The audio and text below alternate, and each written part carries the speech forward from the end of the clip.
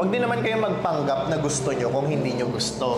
Of course, sa umpisa, pwedeng hindi kayo parehas ng background sa experience. So it's either meron nang na-establish sa yung mga experience and yung isa wala or parehas kayong meron. Of course, you will learn what are your preference in terms of pleasures, of course, pagdating sa bagay na yun. So, however you would like to explore things, however you would like to try out mga bagay-bagay to prove your intimacy, and however you would like to enjoy it, kasi rights nyo naman yan bilang mag-asawa or bilang mag-partner. Kailangan lang may respect and merong understand. Kumbaga hindi nagpipilitan. Hindi kayo magpipilitan.